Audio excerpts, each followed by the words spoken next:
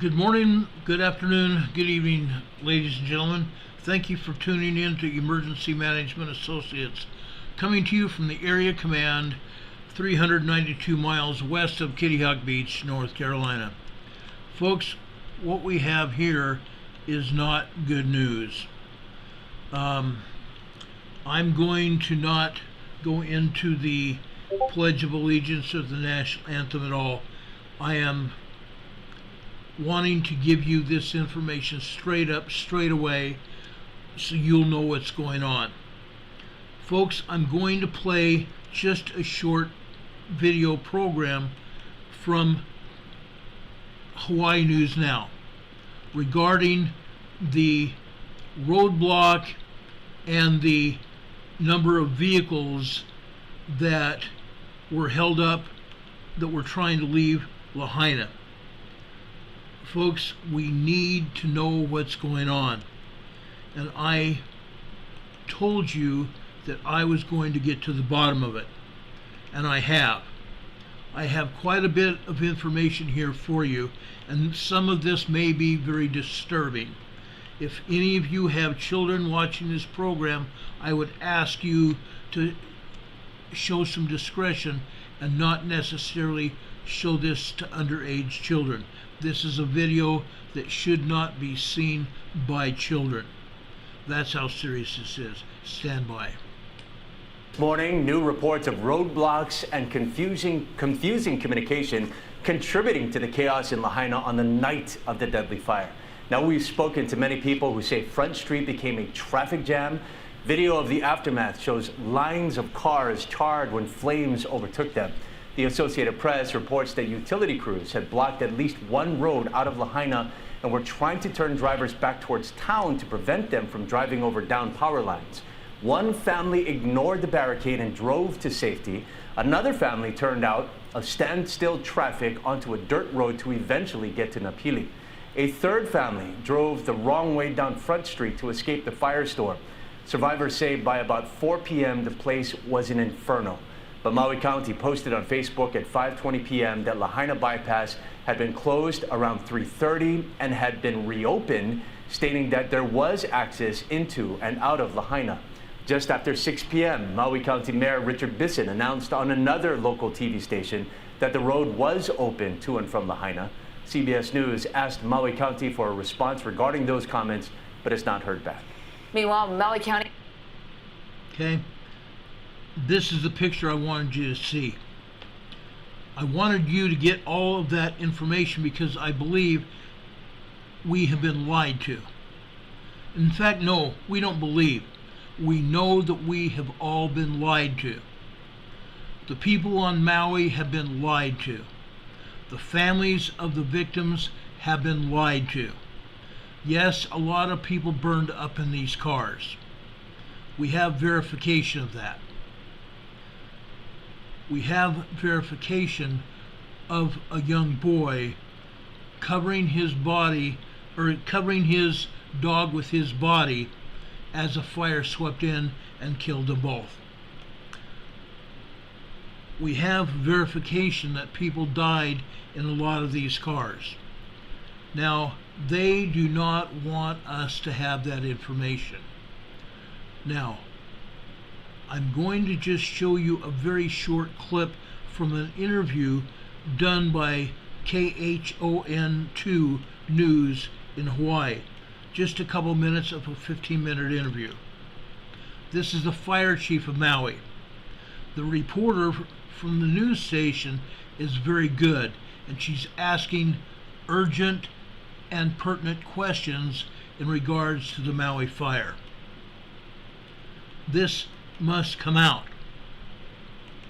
This must come out. Chief, thank you for being with us today. Yep. Thank you for everything your men and women are doing. Going back to Tuesday the 8th, to what extent of MFD manpower was assigned to Lahaina that day and deployed out there in upcountry? And after Lahaina was declared contained, what had to go where? So to try to set up the timeline as best as I can, Tuesday the 8th, just after midnight, the upcountry fire started. and all of the resources from the upcountry area were dispatched in that direction. The additional resources were called back at just after 4 a.m. to assist with that fire. About 7 in the morning, Lahaina fire was called in. All the resources that were in Lahaina were available for that call, and they responded to that area. The fire was contained. They put a bulldozer line around that fire. They mopped it up, and they sat on that fire for about 5 hours while AG1 is so much more than a greens powder. In one single scoop, weather was really moving through the town at that point, power lines falling down, all sorts of additional calls for service coming in. At some point they left that 7 a.m. fire, but all those resources remained on the west side of the island. They didn't respond to the Olinda side. There was additional resources also stood up that morning by the battalion chief because he already recognized what was happening on island, and he recognized what had already happened prior to the shift coming on at 7 a.m. So he requested that the crews that were getting off duty stay on relief trucks that morning in Lahaina. And he's consulting. Okay, the battalion chief on scene in Lahaina asked his crews to stay on, which they did. Crews worked 24/7, got some rest from other crews that came in to replace them, and they went right back on duty after a few hours sleep. With you this whole time through this? He has the right to do this by himself as a battalion chief. They're the ones that do our field ops, and they're looking at current conditions and making decisions out there. Sure. Now, at what point then, fast forwarding to, when did Lahaina become overrun? What did your personnel do at that point? I mean, I can say how and why did it become overrun? What did your personnel do? How did they get out? So the afternoon Lahaina fire that started, again, all of the resources that were still in Lahaina and assigned to Lahaina with additional units that were extra staffed reported to that area. The fire was driven by wind, and the fire that they were initially responded to, they were able to get a line around it. However, it was spotting already down the hill closer to the homes. So by the time they were repositioning themselves in front of the second fire that started that afternoon, it was up against the homes, and our fire captains were calling for evacuations pretty quickly. It moved quickly into the neighborhood, and that's when it began to spread. They repositioned themselves again to fight fire in homes now, and as they were facing the fires, the homes that were burning, houses behind them started to burn. That's how quickly the fire was spreading. So they're surrounded. Yeah. Tell me more about that, what became a need for extraction at some point. Yeah. So, the firefighters were engaged heavily in fighting fire and trying to stop it, at the same time communicating to all the members of the community who were still in the neighborhood to evacuate as quickly as possible. How? Loudspeakers, voice? They were on the ground, they were doing their work, they were snubbing hydrants and trying to put out fire, so they were not all in their apparatus making announcements. They were working through this and actively communicating with people. Down power lines in the neighborhood, power poles, trees had fallen down, egress and access was an issue, but they continued to reset and remove further downwind to continue fighting structure fires. And at some point, a whole apparatus, or more than one, becomes overrun. What apparatus did you lose, and how many injuries and folks were there? Yeah, so there was several times that our firefighters were surrounded by fire and had to reset and move back from the inundation area. We did lose a Type 1 engine that burnt, and parked right next to it fighting the same fire was another engine that survived. So there's a lot of unexplainable reasons within this fire zone. There's houses that our firefighters were engaged in and fighting fire on, and the neighbors' houses were unaffected. So throughout the disaster zone, there's pockets of houses that were saved, and we're thinking that that's some of the places that firefighters made stands along the way. At some point, the firefighters who were surrounded by fire, and we all heard about the heat that was in there, had to basically evacuate the neighborhood again. At that point, it was unable to drive a full-size engine through the debris and the down power lines and such, so they used a smaller vehicle to escape the neighborhood. Zaxby's.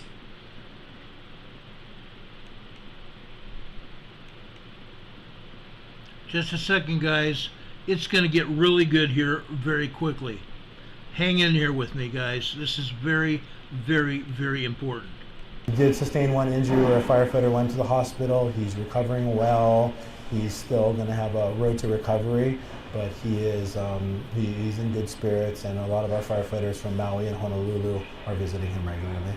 And how did they get out? Do I understand other agency police helped along the way as well to physically get them out? So this story would be best told by the firefighters. It was a heroic effort by firefighters to save their own. And I don't want to put details into play that I'm not really aware of, but you're right. A police vehicle was used at some point to help our firefighters get out of the neighborhood. Okay, this goes on. I have a link to this interview on or in our program description here tonight. This is not the end of it. Okay? Earlier today, I was privy to a press conference that I was allowed to attend virtually. The mayor was there, Mayor Bisson. The Maui Mayor Bisson was there. The police chief, John Pelletieri, was there. He was the same man who was in Vegas when that massacre happened in Vegas. And they still don't have any firm answers, except they took the man into custody and he died. Okay? He was in that hotel room in Vegas and he died. But they still don't have any firm answers as to why that man decided to open up and shoot at people during a country western concert just south and outside that hotel area. This is the man that was in charge of that command post in Las Vegas. They still don't have any answers.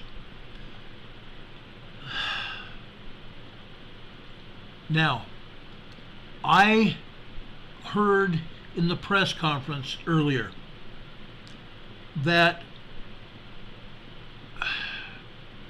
the police chief, Mr. Pelletieri, has been promoted to also being the coroner. This is not something that's normally done. The city or the county coroner is never a police officer with absolutely no medical experience. This is never done. And yet John Pelletieri, the police chief, has been promoted to that position as not just the police chief, but also to the position of county coroner in Maui. And he and Mayor Bisson have basically sidestepped any questions when it comes to the answers that reporters asked about, questions that they asked about the victims of the fire. Reporters on several occasions asked Bisson and the police chief what was going on with the victims, the number of children that passed away. What about adults? What about the children?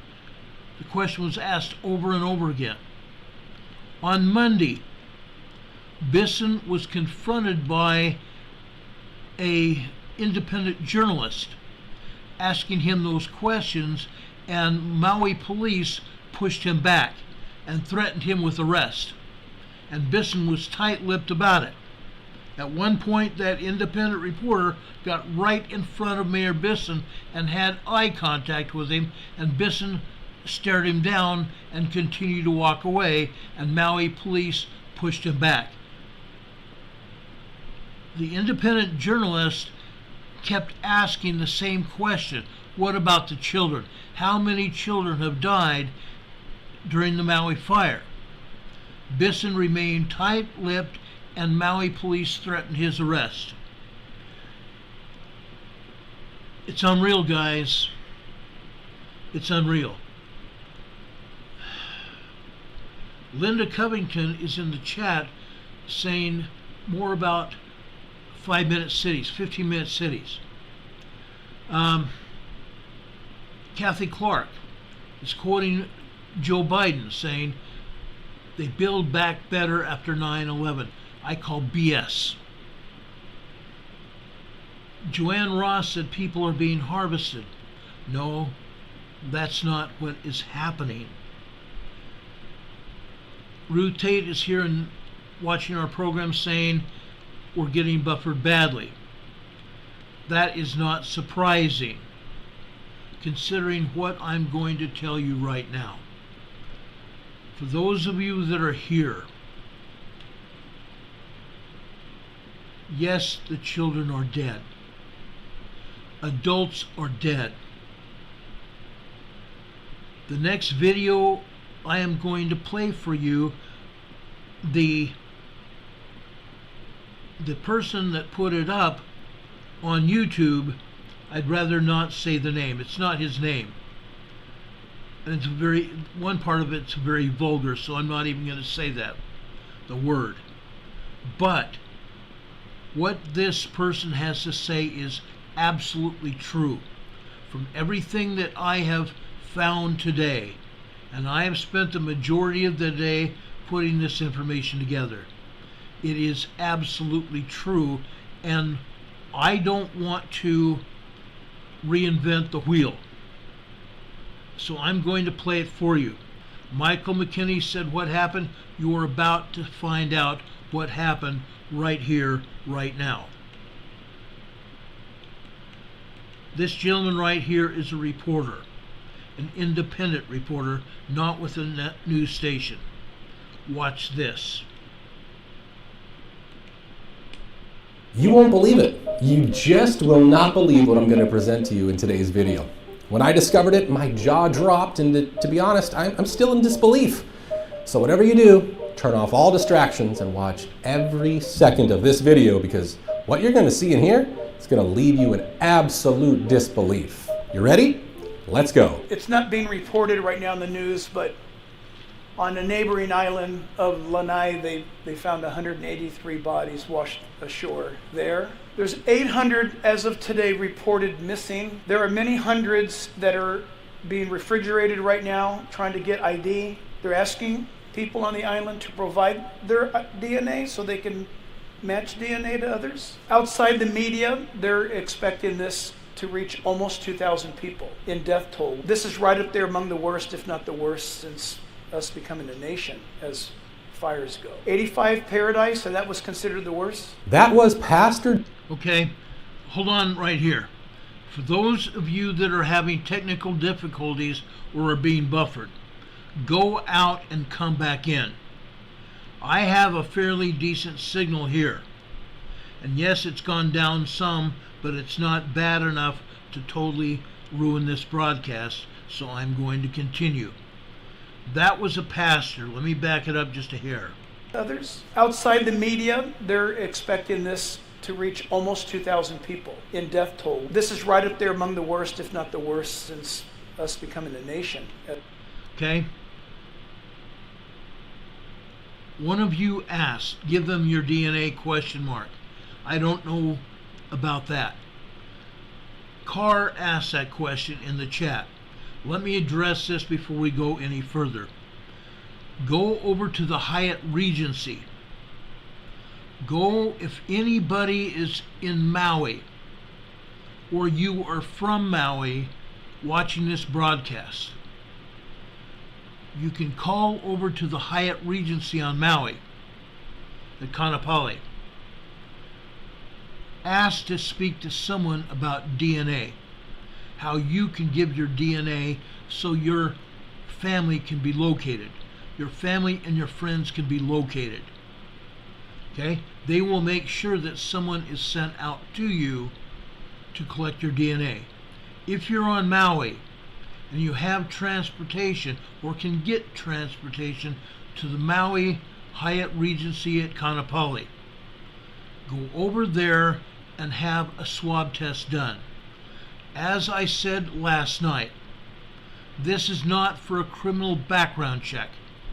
This DNA will not suddenly appear on some police, well, not some police. Let me tell you, there's a way that the police, if the police take your DNA, and I'm not saying the FBI here, okay? We have been assured that the police will not take your DNA and put it into the National Crime Information Center, the NCIC. Your information will not go there. If you are not a citizen of the United States, your DNA will not be taken and it will not be used to deport you. This DNA information is so authorities can locate the bodies and identify the bodies of people that have been recovered from this terrible tragedy. That's what they're doing. They're asking for people's DNA, but this is not for a criminal search. This is not to deport anybody. This is strictly for identification of the dead. Okay? That's what's going on.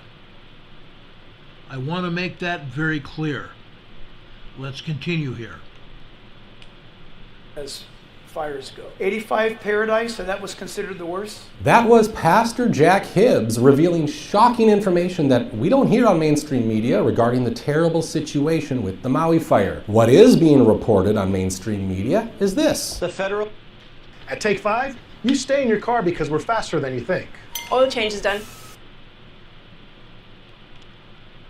Emergency Management Agency, the team that's... Folks, this guy is at Fox, but he is actually putting all this together and he's reporting on it. He's got good information. This needs to come out. I found this out yesterday and now we have this report and I wanted to show this to you. Supposed to be digging through the ashes and delivering aid, has turned the tragedy into a junket. FEMA booked themselves into 5-star luxury Hawaiian resorts. They're shacking up at the Maui Four Seasons, beachfront of course. Rooms there are $1,000 a night. It's not just the Four Seasons. FEMA agents are also posting up at the Fairmont Kea Lani in Maui, where rooms range there from $1,300 to $4,500 a night. FEMA agents are also crashing at the Grand Wailea Astoria, 5 stars of course. Are these the hotels Biden's FEMA officials should be staying in, gallivanting around in and drinking in, as search and rescue operations are underway with 500 kids still missing? Now FEMA has confirmed that they're staying at these hotels. Biden's giving Maui fire victims $700, while his FEMA officials sleep at luxury resorts that cost more than that per night. FEMA officials could stay at the Days Inn, where you could get an oceanfront view for $250 a night. We confirmed it. Rooms are still available there. Now, when did FEMA develop this taste for the finer things in life? Because FEMA's administrator, Deanne Criswell, is complaining that they don't have enough money. We're watching our disaster relief fund very closely. Our estimates do still stay that we may have a depletion of our fund now. I mean, this is a day-by-day monitoring. Okay, a day-by-day monitoring of the funds that are available for Maui. I'm going to continue just in a second.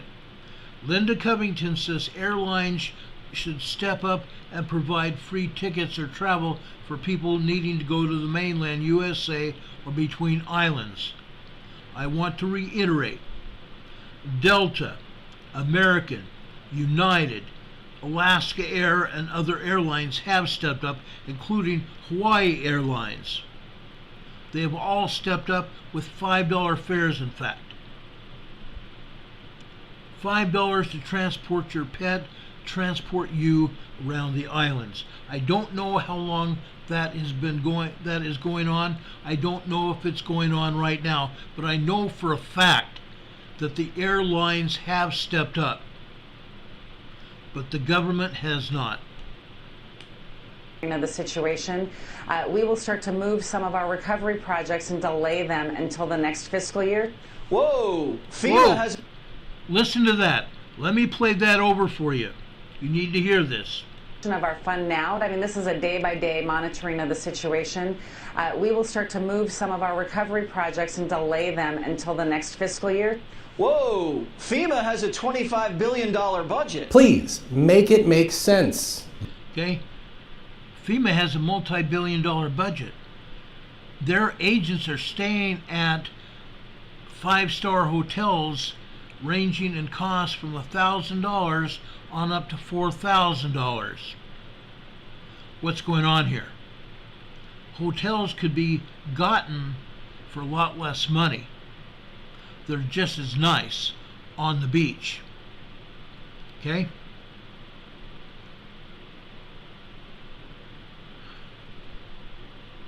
Kathy Clark says there's nothing left. They're burnt out. No, they're not burnt out. Only in Lahaina. The rest of the island has all the expensive properties and a lot of other properties available too. The properties in Lahaina that were there were 5-star as well. Very expensive properties. And over on Western Maui as well. But guess what? Those are burned. But there was plenty of other opportunities for FEMA and FBI and other agents not to stay at the 5 stars, and that's what they're doing. They're burning through the recovery budget so people on the island won't be able to get money that they're due. All the people have gotten so far is one $700 payment, and that's all. One $700 payment. Folks, those people left the fire area. They left their homes and businesses with nothing but the shirts on their backs. I know this to be true for a fact. I've talked to some of them. I showed you video from an interview with Eric West,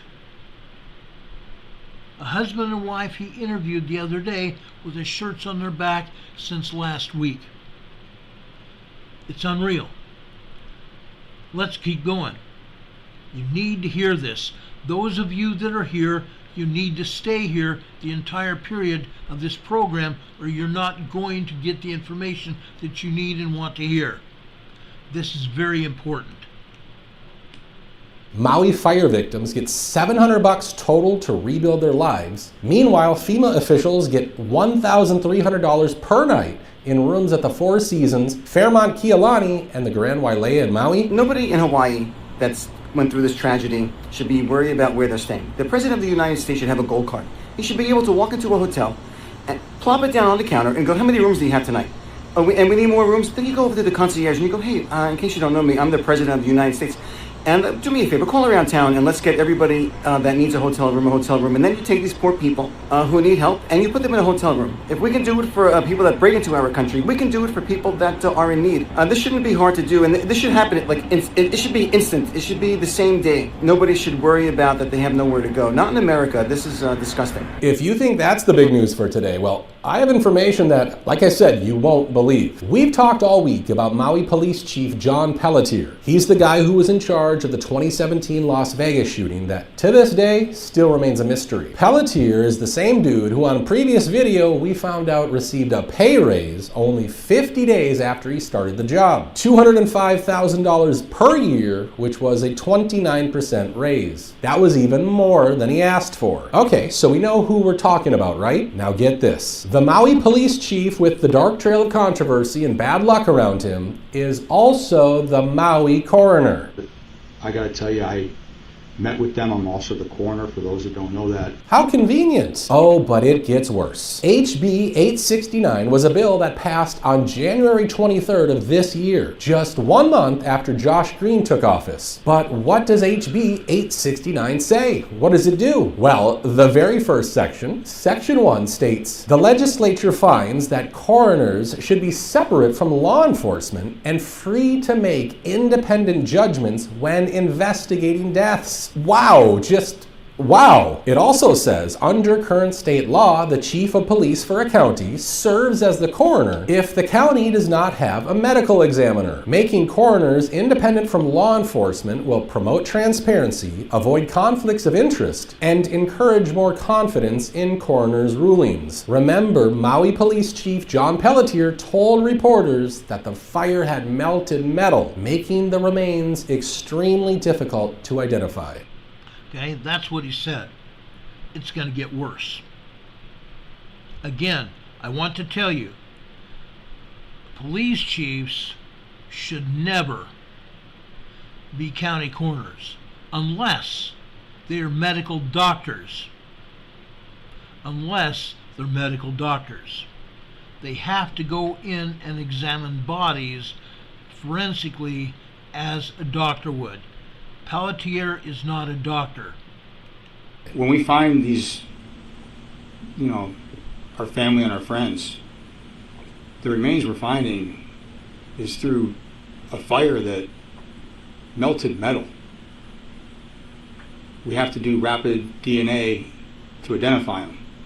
With Pelletier both being in charge of the police department and in power of the investigations of the deaths, there certainly seems to be a sinister conflict of interest here. He knows exactly how many children are missing. After all, we're talking about families living in a small 5.7 square mile area. He can certainly figure out how many children were living in each home. Matt Wallace tweeted, "What are the chances that the same guy would be chief of police in two completely different states for both the deadliest mass shooting in U.S. history, Vegas shooting, and also the deadliest wildfire, Maui fires, in over 100 years in the U.S. With nearly 500 FEMA personnel on the ground in Maui, along with 270 Red Cross workers, 400 Hawaiian National Guard members, and close to 200 U.S. Army reservists, there is no way that they are still not aware of the numbers. No way. Will Kane provided his explanation as to the missing children reports, or lack thereof.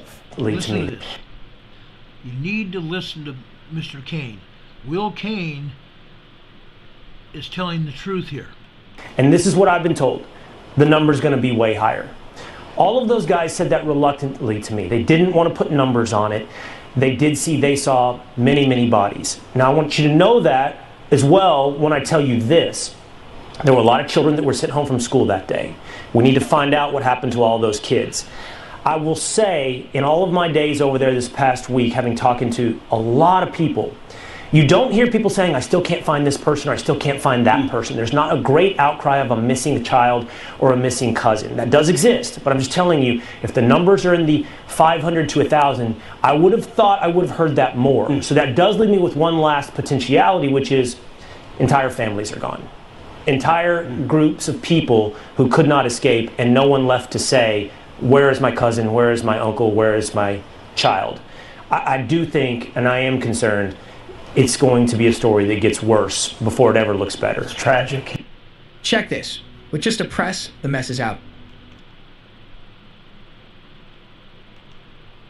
Independent reporter Nick Sorter posted a very disturbing video along with his tweet that said, Maui police headlock me for asking the mayor about missing children. Mayor Bisson knows the answer, but he's hiding it. The mainstream media have been refusing to press the mayor on this, so residents and I started pressing him hard for the past several days. He's been demonizing and attempting to discredit me ever since. Regardless, we've been able to really blow the lid off this story. This is a cover-up. Children were burned alive. I've even heard horrific first-hand accounts from locals that found baby bones in car seats and bones of a young boy laying on top of his dog to protect it from the inferno. The 4 schools in Lahaina served over 3,000 students. Only 400 have enrolled in other schools. Another 200 are doing virtual learning. Where are the children, Mr. Mayor? So we're not going to ask that question.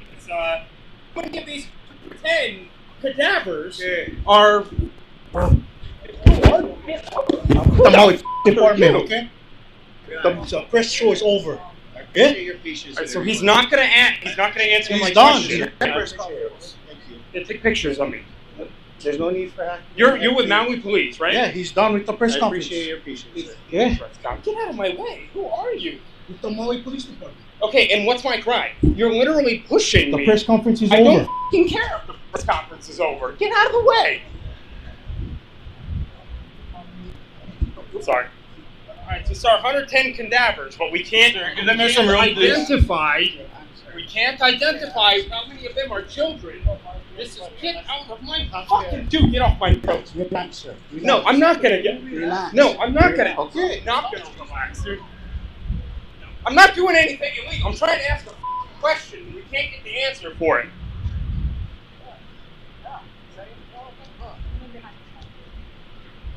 How many of the 110 dead are children? You know who are children. They're cadavers. You have the bodies. You know how many of them are children. How many children are dead? Step back, please. How many children are dead, Mayor? So you're just not going to tell me. Nick followed that up with another tweet saying the morgues on Maui are full. The Hawaii government is still lying about the death count. I'm not backing down until the people of Maui have answers. Yeah, Sarah, absolutely. I know at this point that the government has not been truthful about the death toll. They're not talking about the death toll of the children either, which is one of the scariest parts of this entire thing. That is what the people here in Maui want to know. Now, when it comes to the morgues, there's one morgue here, one permanent morgue, and it's at the hospital here in Maui, the main hospital. They set up a temporary morgue at the police station. So there are not too many places that these bodies could be placed. I do know that the morgue's hospital is full, and it holds several hundred people, okay? So I can't confirm that they died in the fire yet, but for whatever reason, the morgue is full, and they had to set up a temporary one over at the police station as well. So they've now frozen this confirmed dead number at 114. It has not risen here in the past 2 days. I can't tell you why, though. Taking a look now, Maui water officials warn Lahaina and Kula residents not to drink running water because it may be contaminated even after boiling. They also warn to only take short showers in well-ventilated rooms to avoid possible chemical vapor exposure. And then there's the Maui fuel spill saga. The Air Force faced the repercussions of a 700-gallon fuel spill at a Space Force facility atop Haleakala. That's right, an oil spill on a volcano in the same area that was ablaze and devastated the island. Haleakala is a culturally and religiously significant site for native Hawaiians, and it's considered to be a dwelling for the gods and is a place where priests perform ceremonies. Space Force established its first regional command in Hawaii in November of 2022. Then, 2 months later, they apologized for spilling 700 gallons of diesel fuel on sacred ground at the Maui Space Surveillance Complex at the summit of Haleakala. Another instance of exactly why they should not have these facilities in Hawaii's most sacred spaces. We have a solemn responsibility to protect this sacred ground upon which we have the privilege to operate. And it is a privilege, not a right, said Brigadier General Anthony Masteler, Commander of U.S. Space Forces Indo-Pacific. You expect more from us, and last week we let you down. And for that, I'm truly sorry. We understand the importance of being good stewards of the environment. Masteler is new in Hawaii. He arrived in 2022. So, let's get this straight. Police Chief Pelletier, new. Governor Josh Green, new. Space Force Commander, new. All three have terrible luck surrounding them. In the past, we saw jet fuel being spilled at Red Hill, the fire suppression spill at Red Hill, there was the coolant spill on Mauna Kea, and a diesel spill on Maui. The wildfire in Maui ignited in the same area as the spill, which, by the way, still was never completely cleaned up. As of 6 weeks ago, the spill was still not properly dealt with. So maybe this is all a conspiracy theory, right? Maybe what I just presented with actual facts, articles, and evidence isn't believable. Maybe the Maui fires were caused by climate change. Founder of The Weather Channel and meteorologist John Coleman says climate change is not happening. There is no global warming. Climate deniers, people who believe climate change is not happening in any meaningful way, are sometimes painted in the media as fringe characters, as kooks. So this might shock you. A man who co-founded The Weather Channel thinks climate change is a hoax. His name is John Coleman. Hello to all your viewers. I resent you calling me a denier. That is a word meant to put me down. I'm a skeptic about climate change, and I want to make it darn clear, Mr. Kenny's not a scientist. I am. He's the CEO of the Weather Channel now. I was the founder of the Weather Channel, not the co-founder. And I'm glad you did, because I am addicted to the Weather Channel. I watch a lot of cable news. Now, hold on just a minute. I'm not done. And CNN has taken a very strong position on global warming that it is a consensus. Well, there is no consensus in science. Science isn't a vote. Science is about facts. And if you get down to the hard, cold facts, there's no question about it. Climate change is not happening. There is no significant man-made global warming now. There hasn't been any in the past, and there's no reason to expect any in the future. There's a whole lot of baloney, and I regret it's become political instead of scientific, but the science is on my side. I don't think we're going to come to a conclusion about the topic right here. What I do wonder, I know though, is we're when not, you because see you wouldn't allow it to happen on CNN.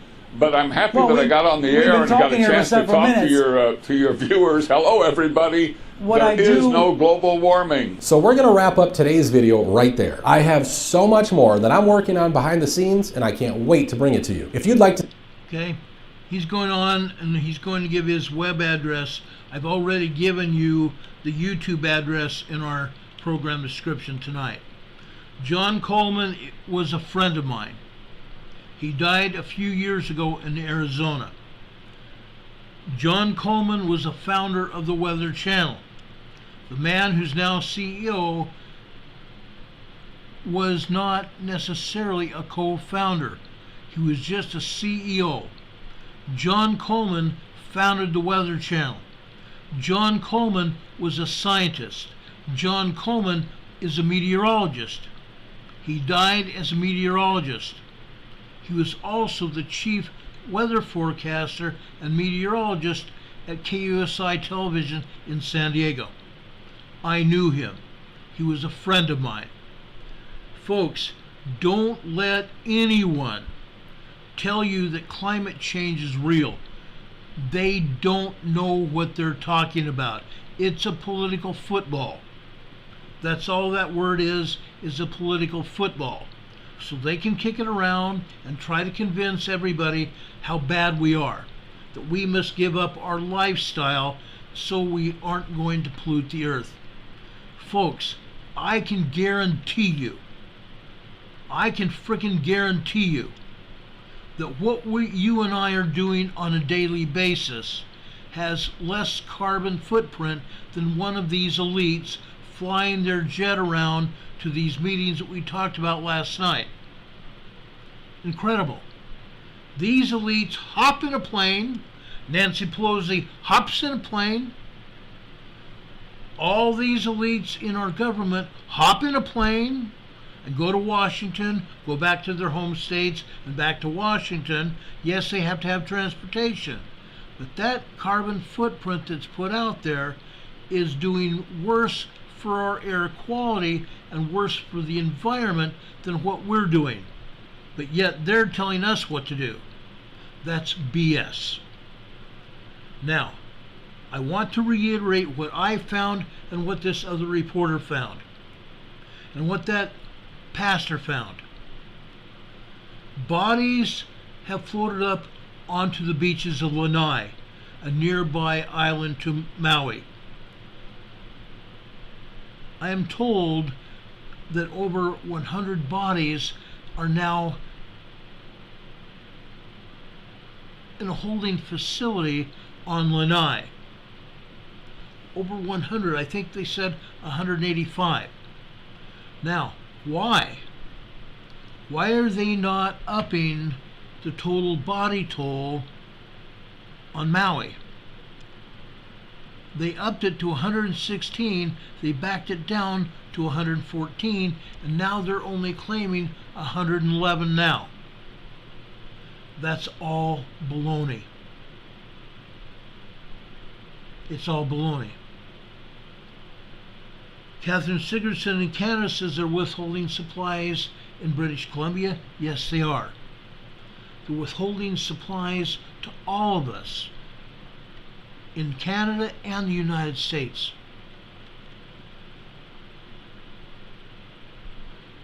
Sweet Polly Purebred says, I have to decompress and getting really upset about this whole thing. And I'm sorry. I'm sorry that I am getting you all upset. And you're not the only one, Polly, and I'm sorry. Yes, I have lost my temper with some people over on Maui today. I have lost my temper on a couple other people. I've tried to calm down and back off a little bit. But folks,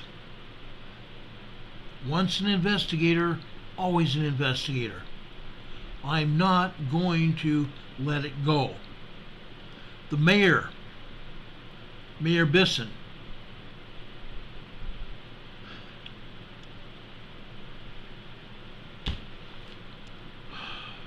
John Pelletier, and many others need to provide some answers, and they need to do it immediately. The FEMA agents need to get out of those $1,100 hotel rooms and $4,000 hotel rooms and get into the Days Inn and other hotels that are available now. And yes, there are rooms available. Joe Biden needs to open up his credit card.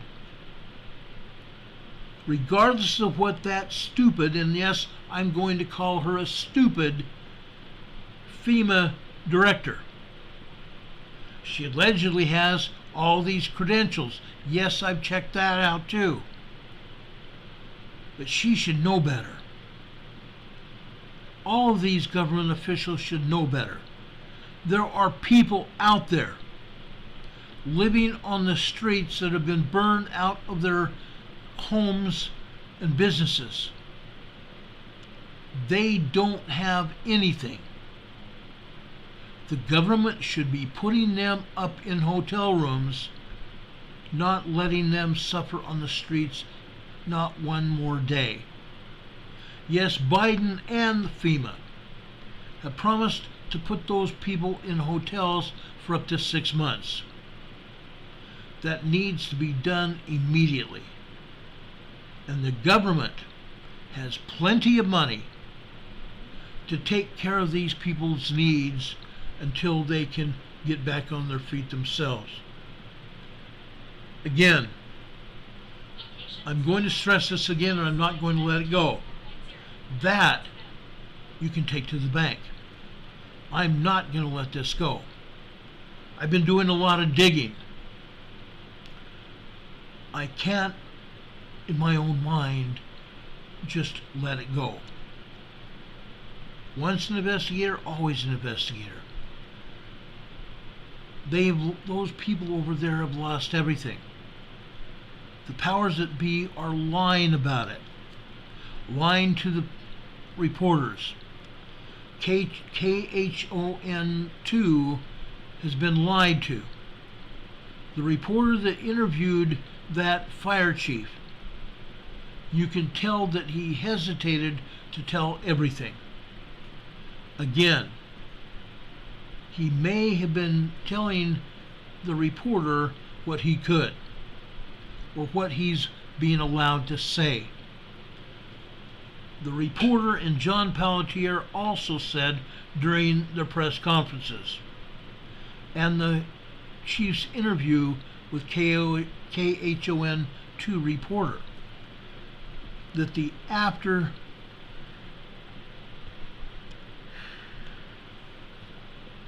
I'm sorry guys, this is hard. This is extremely hard. The after action report has not been written. Of course it hasn't. They are still trying to piece together what happened. The fire departments have only been allowed to say what they've been told to say. Up until yesterday, there was still another fire going in Kula. I believe it may still be burning.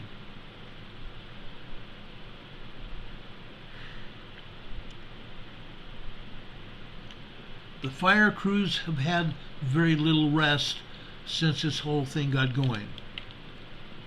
The fire department lost about a $500,000 fire engine.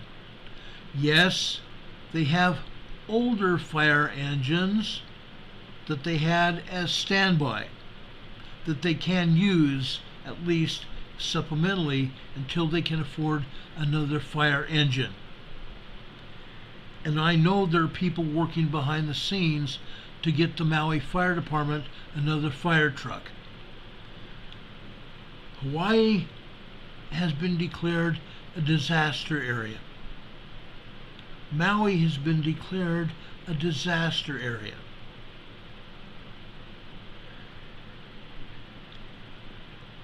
I don't give a flying rat's frosty keister what Bisson says any longer. There was a law that he signed that as long as Maui was not a natural disaster, that developers could not turn Maui into a 15-minute city. They could not put those high occupancy condos and apartments there unless there was a natural disaster. Maui has had that disaster, but I do not believe for 1 minute that this was a natural disaster. It was not a disaster. It was a disaster, but it was not natural at all. And more information is coming out. Last week, after this fire first started, I showed you some hot spots, some circles on the ground. I showed you a laser coming from the sky hitting the ground. I have since been told that that was fabricated and not to use it. So, no, I have not used it. However, I want to make it perfectly clear. I still believe that there's something else that caused this fire. This was not a natural fire. It was not a wildland fire until after big fires were set. This has never happened there, and it probably never will again. This is the biggest disaster to hit the United States in over 100 years.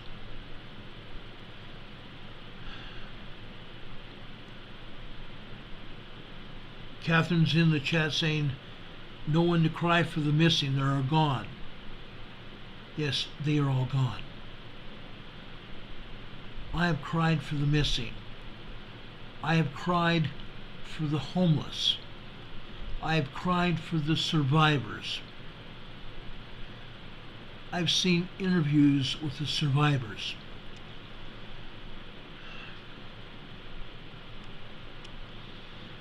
If I was able, I would go over to Maui right now. And I personally would be kicking some keisters until we got the answers. We deserve to know the truth. And Jack Nicholson's character that he played on A Few Good Men, I don't take that answer.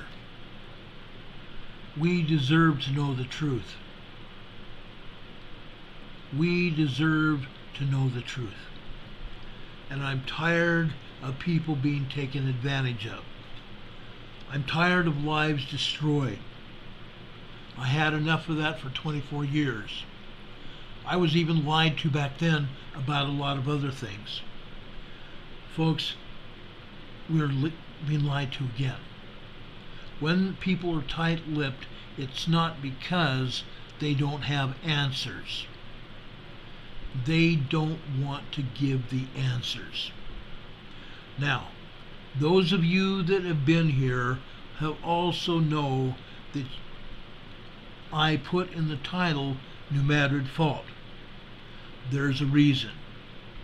And I'm going to show you some seismograms tonight about New Madrid. I want you to understand that most of these seismograms are available for anyone to see. Most of these seismograms I've shown you before, not these exact seismograms, but I showed you seismograms for these areas. Nothing's changed. The New Madrid fault continues to move, and it continues to move in a big way. If anyone says that the New Madrid fault is not moving, they're also lying to you.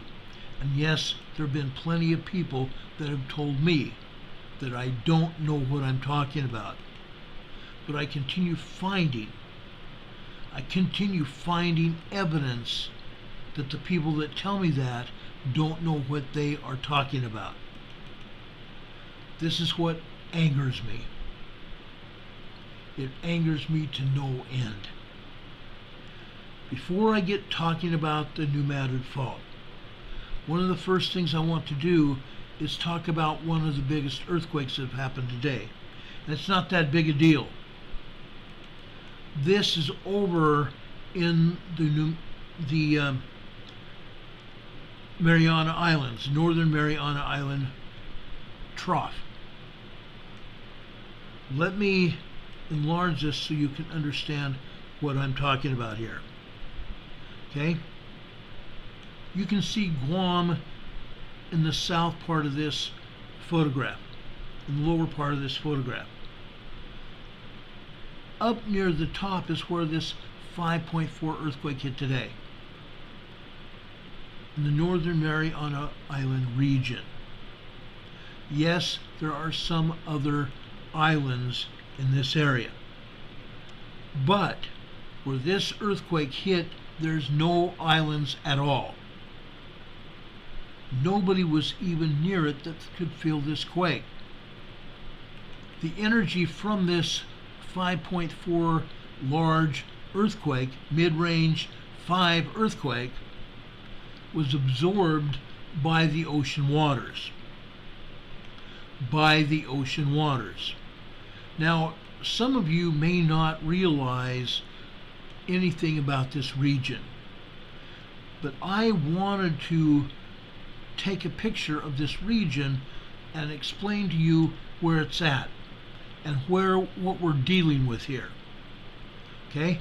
This is one of the world's deepest undersea ridges. It's a huge trough where the Atlantic Ocean bottom drops deeper. And I don't remember how many hundreds of miles deep it is, but it's a very deep water. Space Force House is very deep water. He's right. Notice what we're talking about. This earthquake happened in the northern Mariana Island region. Further north is the Tropic of Cancer. Over to the left, notice all of these names here. Those are under seamounts. Those are underwater volcanoes. Underwater volcanoes. Look at that. All over, guys. Underwater volcanoes. One more picture here that I want to show you. I took 3 pictures here so I could get all the information to show you. Further south, you see a line here. It's a very faint dotted line here. That, folks, is the equator. That, folks, is the equator. You notice where the Marshall Islands is over here on the left-hand side of this slide. You notice where Kiribati is, the island of Kiribati. The USGS has a seismograph at Kiribati. If you go over to the helioplots, the USGS helioplots, you'll notice a helioplot for Kiribati. So when we look for earthquakes, large earthquakes that happen, I always go by the Kiribati helioplot to see what it says. It's in the center of the Pacific Ocean. To the north of Kiribati, hundreds of miles to the north, we have Hawaii.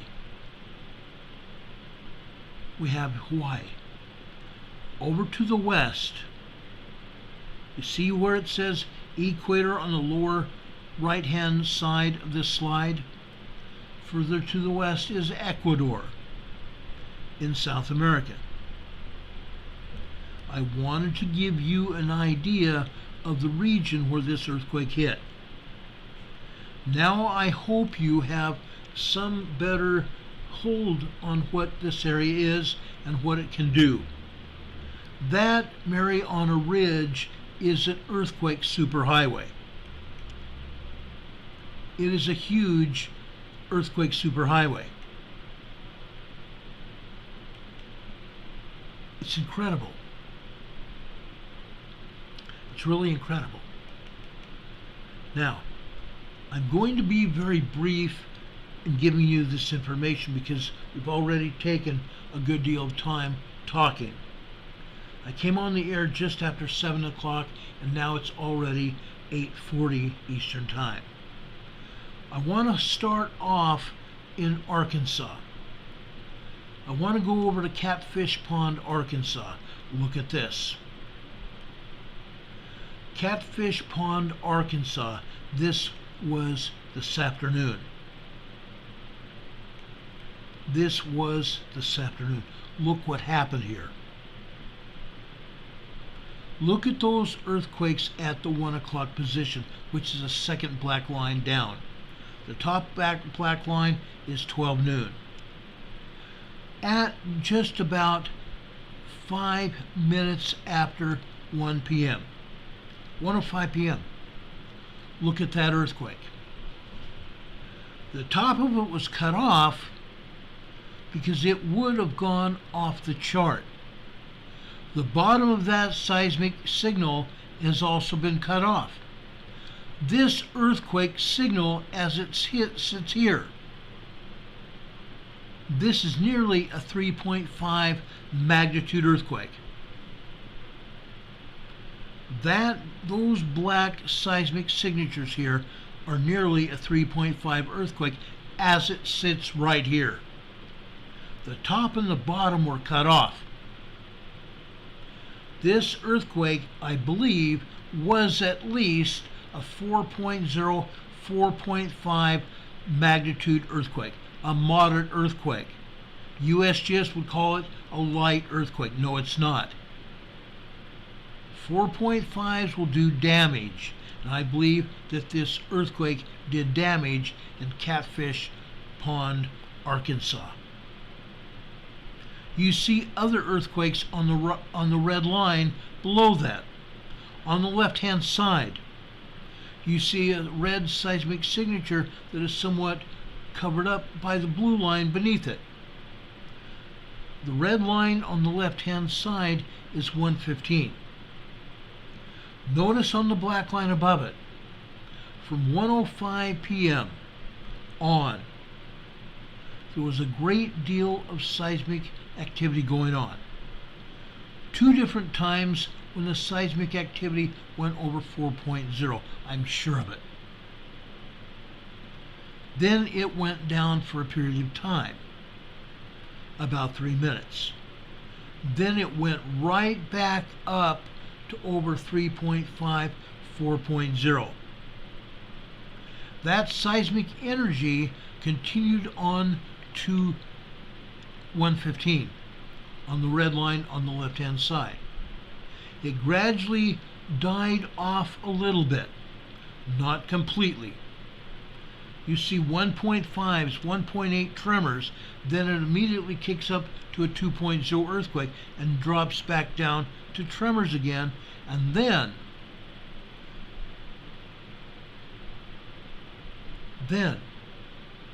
at 1:20 p.m. it kicks back up. Some part of this was cut off. Some part of it was not. These are at least 3.0 earthquakes, possibly aftershocks of the earthquakes that happened just 15 minutes earlier. Isn't that something?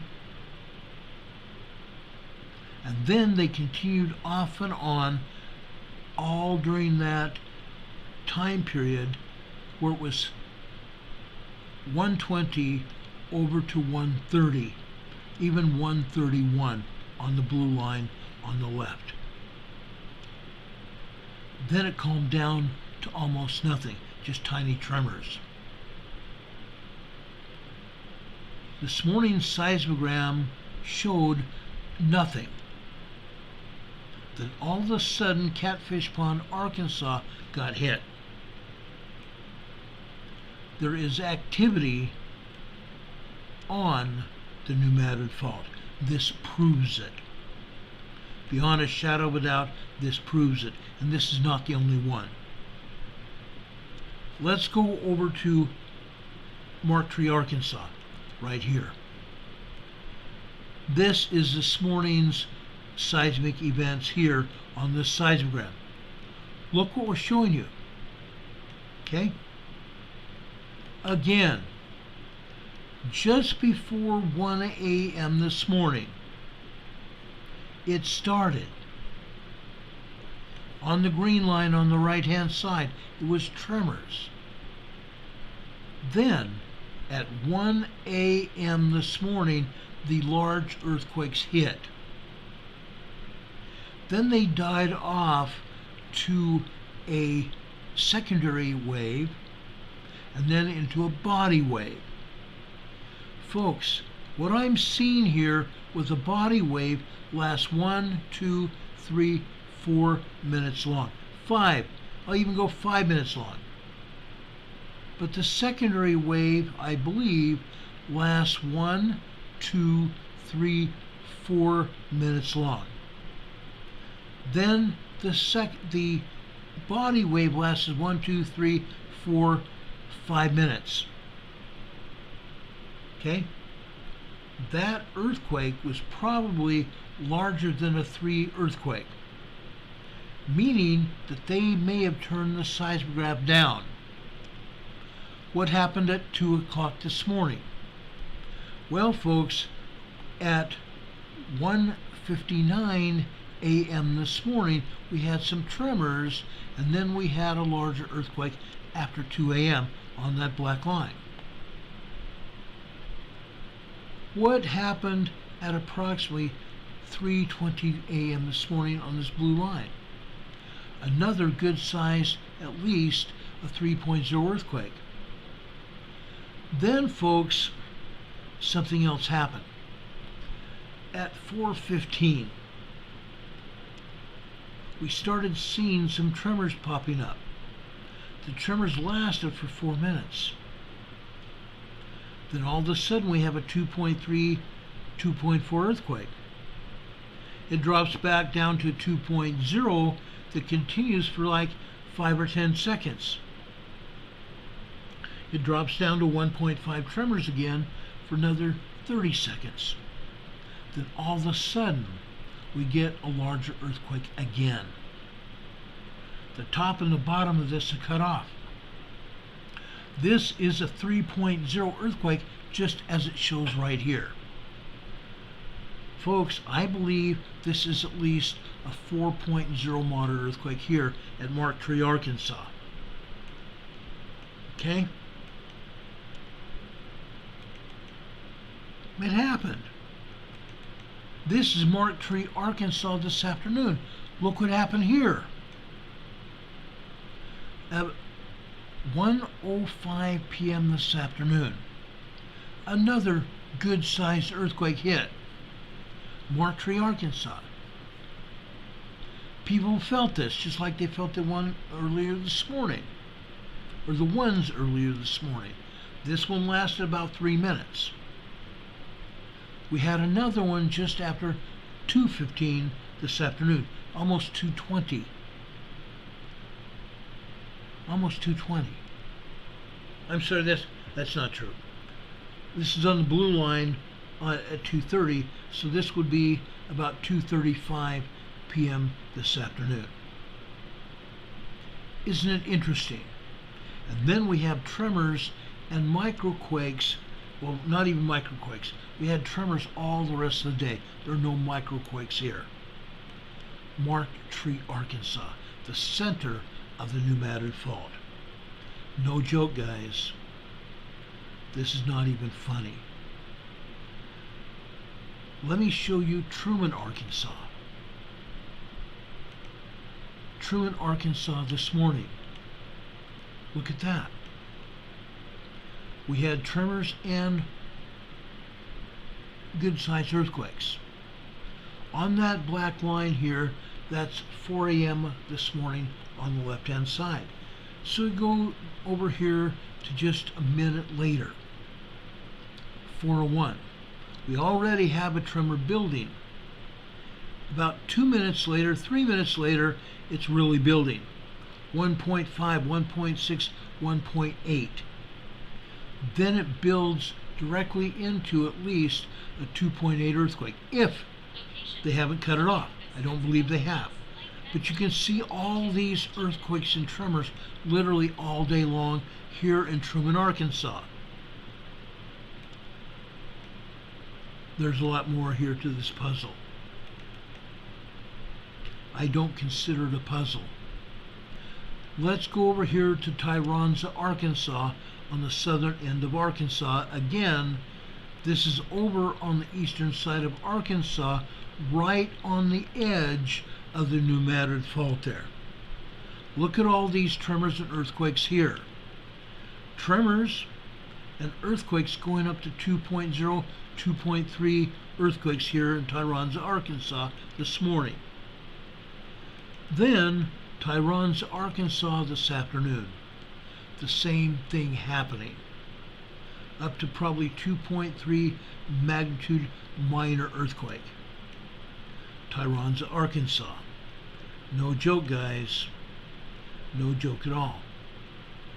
Folks, let's go over to the northern part of the New Madrid Fault. How about New Harmony, Indiana this afternoon? Look at this. This is tremor activity in New Harmony, Indiana. Isn't it interesting how the fault moves? It moves all the way north to just south of the Great Lakes. Just south of the Great Lakes. That's not all. How about Fairfield, Illinois? Look at this. Fairfield, Illinois this morning. Okay? Tremors and 2.0 earthquakes in Fairfield, Illinois. Folks, this afternoon was just as good. Or maybe just as weird as the morning was. Look at this. Possibly even more strenuous because there's more seismic activity here. Tremors and earthquakes there all day long. How'd you like to live there and be going about your duties, typing at your desk, word processing on your computer, making meals for your family, going to the grocery store and you feel something weird beneath your feet. There is some shaking, but you can't quite put your finger on it. It's a minor earthquake. And you may not feel it, but psychologically you may. Okay? It's there. Evansville, Indiana. Look at these. These are all minor tremors. There's some microquakes here as well. You can see where it's microquakes because it hardly moves at all. But the most part of this, from about 2 or 3 hours into today, this day today, Thursday, all of a sudden it turned into minor tremors all day long. All day long. I want to go over to Missouri. Wardell, Missouri. Look at this. The center of the New Madrid Fault in Missouri. These are 2.5s and 3.0 earthquakes all morning long. They started just after midnight. They may have gone before that. I didn't check last night's or yesterday evening's seismogram. I could have, but I didn't. This goes on for hours. A lot of people probably felt this. These are small quakes. 3.0 quakes are small quakes. They can be felt. Then it dies off to tremors again. Wardell, Missouri. What do you think about that?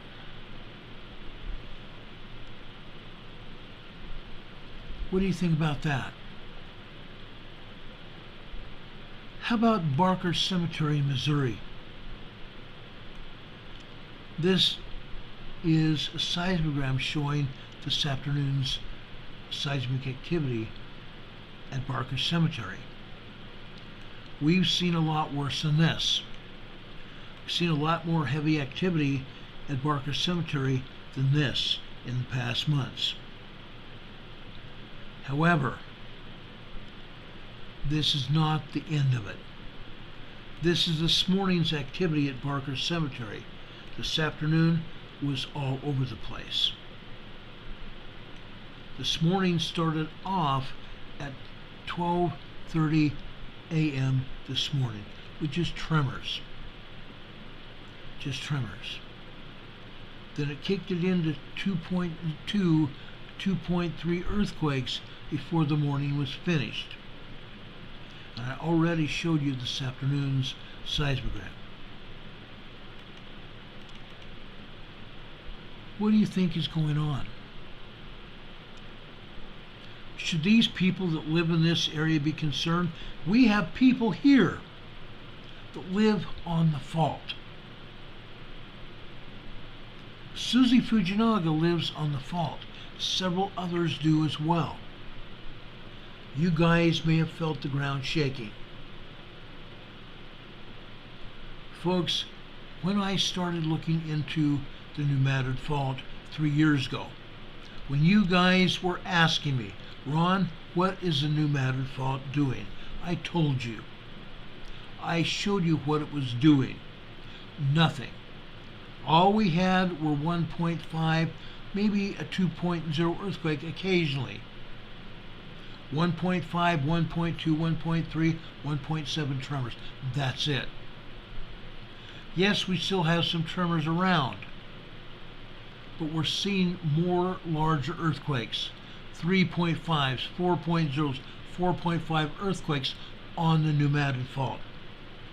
Folks, if there's one thing I can tell you right now with what's going on, this is Guam, Missouri here. Guam, Missouri today, this morning. Look at all these tremors. These are long duration tremors. Just like you saw long duration earthquakes, 2.5, 4.5 earthquakes on some of those other seismograms. The same thing is happening, but in this case it's lesser energy, but it's building, and I've seen it building for quite some time. It went from an occasional tremor to long duration tremors now. The ground is shaking on the New Madrid Fault. You can't deny it. Nobody can deny it, not even the USGS people. The New Madrid Fault is gearing up to take off. It's going to hit. It's going to hit, guys. Does anybody have any questions so far? Does anybody have any questions?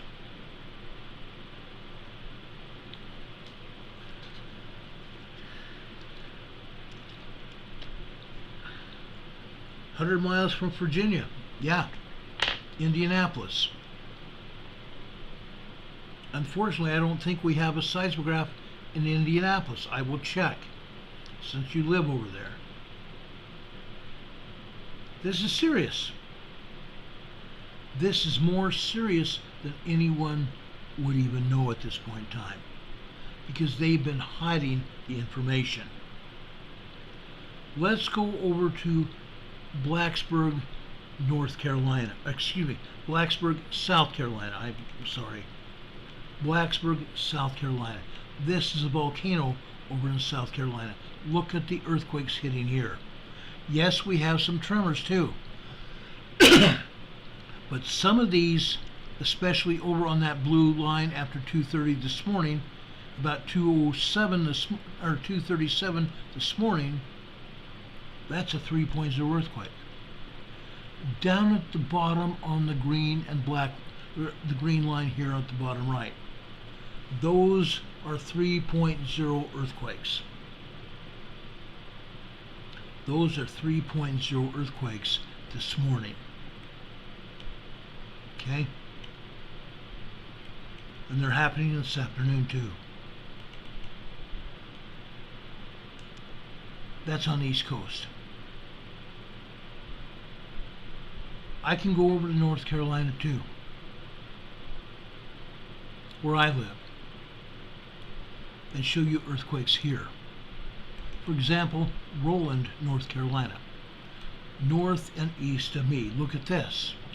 Yes, for the most part, all of these are tremors except for two of them. Okay? Two of them.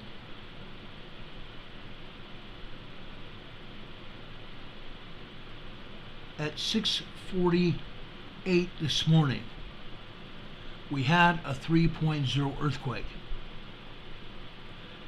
Just after 6:50, we had another, and we had another, and we had another. There's three lines there. Three different 3.0 earthquakes and some smaller quakes in there, minor earthquakes.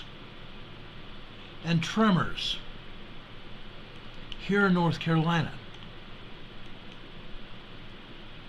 Folks, I'm telling you, it's all over. Let's go over to Mineral, Virginia. Look at this. Mineral, Virginia.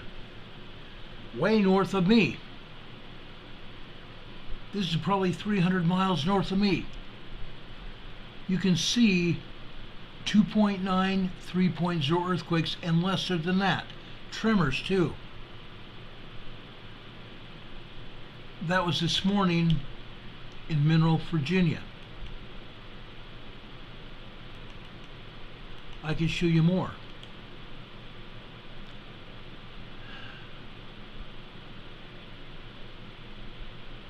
This is Corbin, Virginia. Right here, look at this. We showed you continuous tremors over on that other seismogram. These are not as big, but we're seeing tremors and a minor earthquake over there on the green line on the right hand side, center.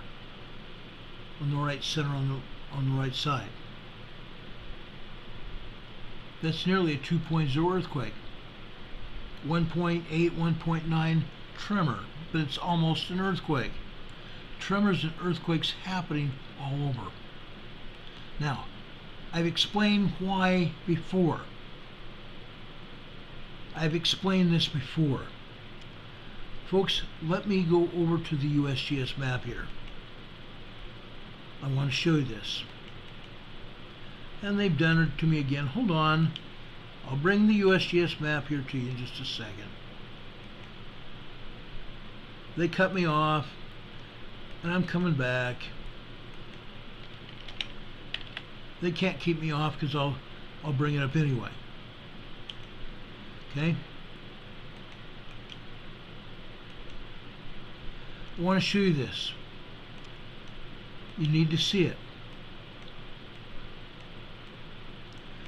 This is the Atlantic Fault. You see the Atlantic Ocean here. In the center of the Atlantic Ocean is the Mid-Atlantic Ridge. That is a huge fault zone, and it is splitting the Atlantic Plate. The middle of the Atlantic Plate is splitting. It's pushing Africa east.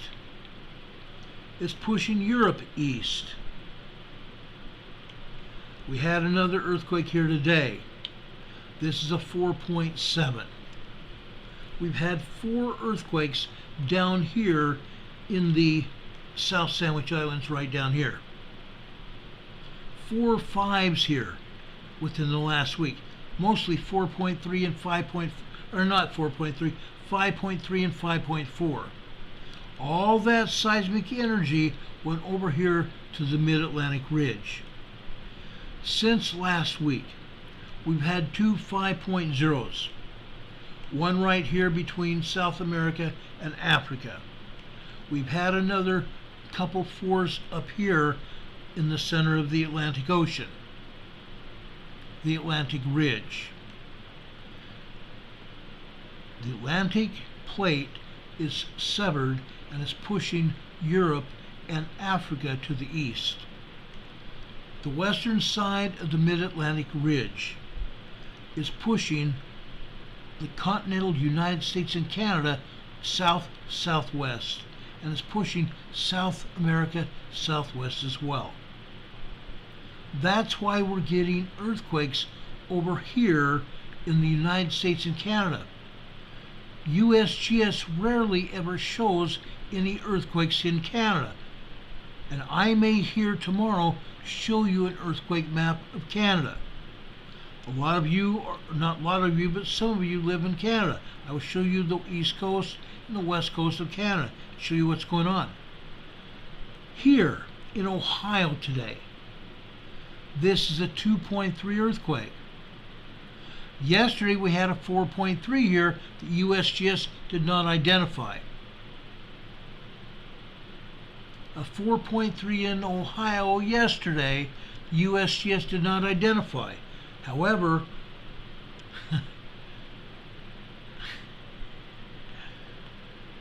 Volcano Discovery did. They said it was unconfirmed. I don't believe unconfirmed anymore unless I can't feel it. And yes, they've had earthquakes here that they said happened near me, and it wasn't felt like they said it was. One earthquake south of there, way down here in Tennessee, eastern Tennessee. This is a 2.4 earthquake in eastern Tennessee. Where's it at? Where's this at? Folks, this is in the Blue Ridge Mountains. This is in the Blue Ridge Mountains. It's the Eastern Continental Divide. That's why this earthquake hit. It's in the Eastern Continental Divide. Why do we have earthquakes here in the Eastern Continental Divide? We can go directly over here in the center of the United States. This is Oklahoma. This is a 1.7. Get a ruler, get a straight stick, and level it over to 3 earthquakes here in a row here. This one here is Amarillo, Texas, just barely south and west of the Oklahoma earthquake.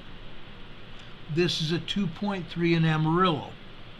Now I tried to pull the seismogram from Amarillo, and guess what? It doesn't exist. They turned the seismograph off. So we cannot confirm this earthquake. This earthquake happened at 6:31 a.m. this morning, and the seismogram is empty. Completely devoid of any lines of any kind, which means they turned the seismograph off, or they did not put any paper in it to record anything. And yes, they do it digitally, so guess what? They're not reporting anything in Amarillo, Texas, except right here, a 2.3 earthquake. 2 years ago. 2 years ago this past May, I was in Amarillo and the ground moved where I was staying in my hotel room. The Quality Inn in Amarillo. Yes, they do have earthquakes in Amarillo, Texas. Southwestern Texas. This is a 2.4 earthquake. What I'm trying to show you here, this earthquake over here in Tennessee links up with this earthquake in Oklahoma. This earthquake in Oklahoma also links up with Amarillo, Texas, right here. Then this earthquake here in southwestern Texas and New Mexico. Guess what?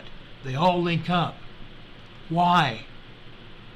This is the Craton Edge here. This is the central part of the Craton Edge here. Okay? The Craton Edge in Tennessee follows this landmass of mountains all the way north up here into Canada. All the way through the United States.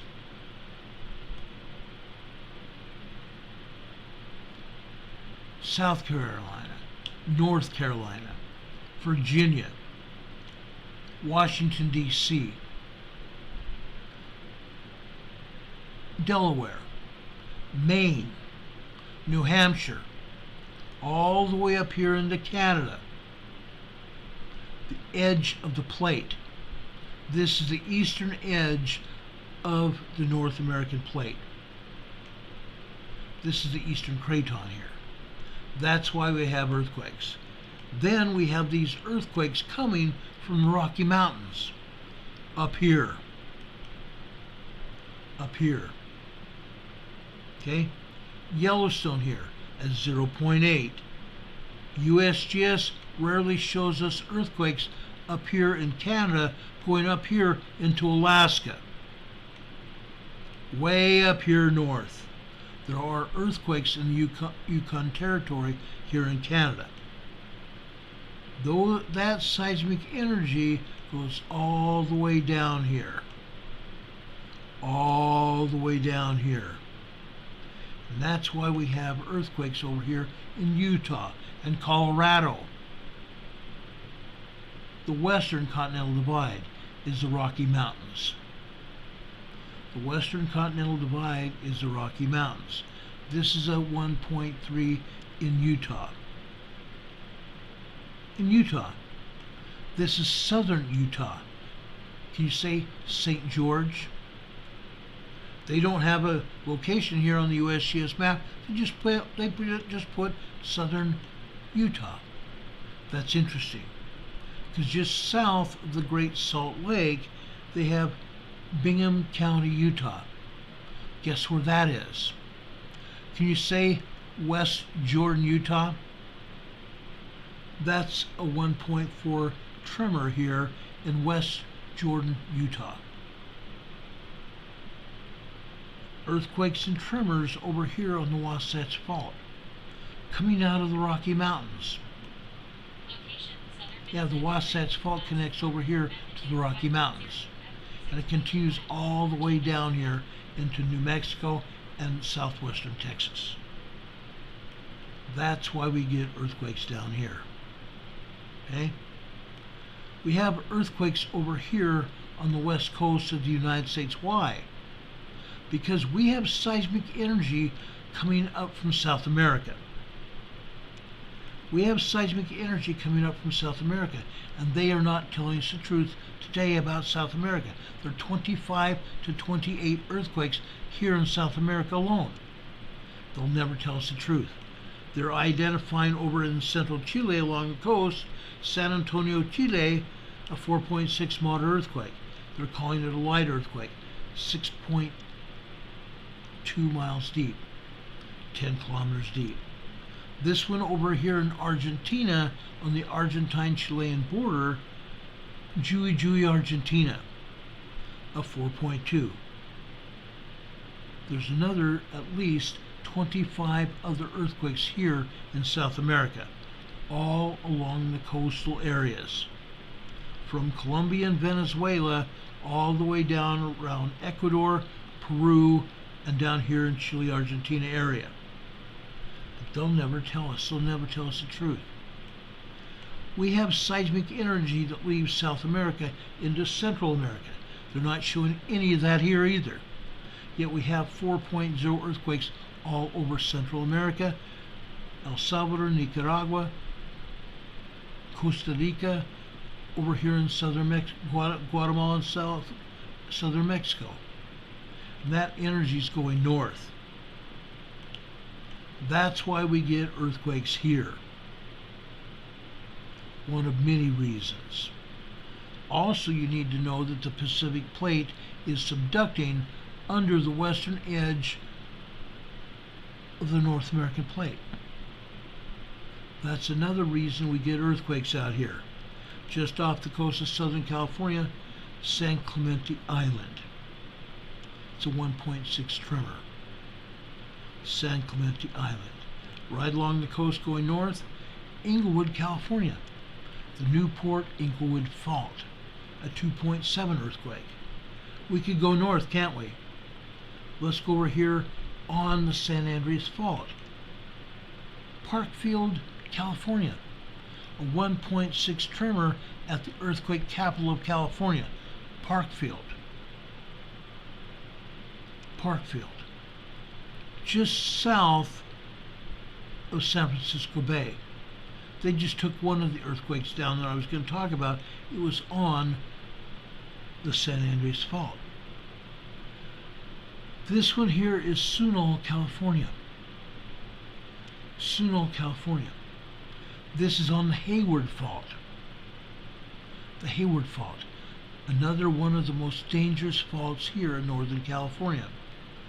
To the north, on the Calaveras Fault. This is Pittsburgh, California, a 1.5 tremor. Up here in the northern part of San Francisco Bay. This is Black Point, Greenpoint, California. Black Point, Greenpoint, California, another 1.8 tremor. Okay? Over here, we have the geysers. I've talked a lot about what the geysers is up to. This is seismic energy that's coming from the Pacific Plate, coming over here in the geysers area. Some of this energy could also be coming from the north as well. But this energy settles here in the geysers region, Sonoma County, because men have drilled into the Clear Lake volcano here. They drilled into the upper magma chambers of the Clear Lake volcano to obtain steam.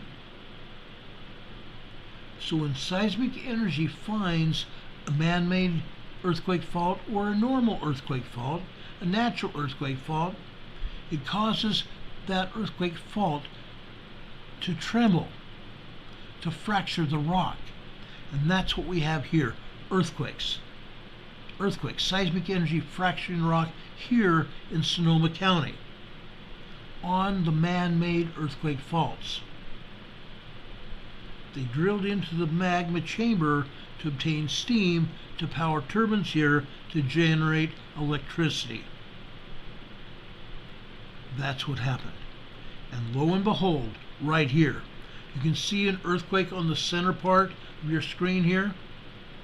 If we go almost directly to the northwest here, we see one of those turbine facilities. This is a 9-turbine facility here. A 9-turbine facility. Okay? Each of the roadways here has a very long connected plastic pipe, PVC pipe, carrying steam from the volcano. That steam comes over here to the turbine, and and moves a turbine to generate electricity. That's why we get earthquakes all over Sonoma County. We have two of them here in the red right here. This is a 1.0 tremor, and this one here is also 1.2 tremor here in the geysers. The geysers, guys. Okay? And that's Clear Lake Volcano. Just west of Clear Lake Volcano, we have Lakeport, California. Lakeport, California has had a lot of earthquakes here. Today, 1.4 tremor here. Okay? We go north. Let's go up here. Petrolia, California. Petrolia, California. This is a 1.8 tremor in the Cascadia megathrust earthquake zone. In the region. The Cascadia region here. A 1.8 tremor here. However, we have bigger fish to fry up here. Over here in the Blanco fracture zone today, we have a 4.5 moderate earthquake. USGS and other agencies are calling it light. No, it's not light. It's a moderate earthquake. In the water here, nobody felt it. This was several hundred miles off the coast of Oregon. A 4.5 earthquake. 6.2 miles deep, 10 kilometers deep. Nobody felt it. In the Cascadia earthquake region. To the north, I want to show you this all day. Vancouver, British Columbia, a 1.1 explosion. No, this was not an explosion.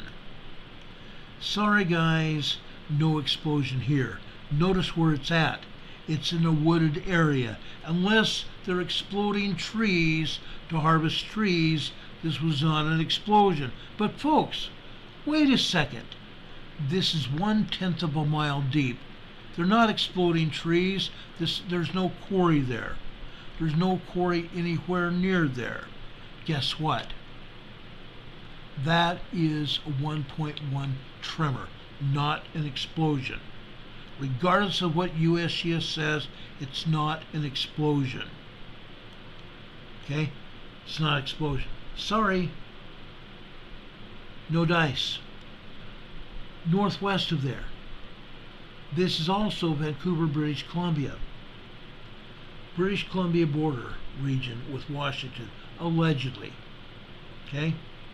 This is a 1.6. It's not anywhere near Washington. It's over here on Vancouver Island.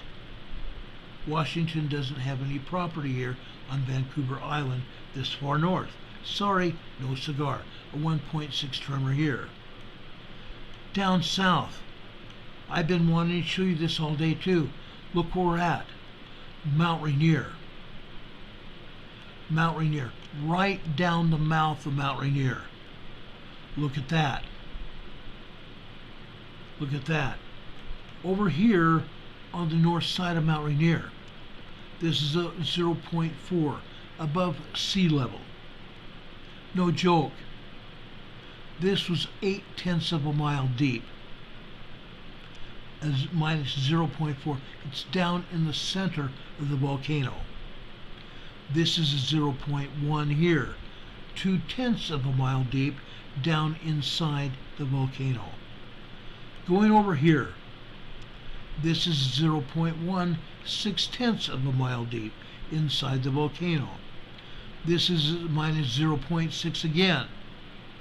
Inside the volcano, this is 0.7 of a mile deep. Yes, it's above sea level. They're saying it's a minus 0.6, it's above sea level. Okay, this one here, it's a 1.0 tremor as well. This is 0.5 of a mile deep. Half a mile deep. Right down the center of the volcano here, Mount Rainier, at 0.4. They're saying, oh, it's 16 miles east-northeast of Ashford, Washington. No, this is at Mount Rainier Volcano, USGS. Stop lying to us about the location of these earthquakes.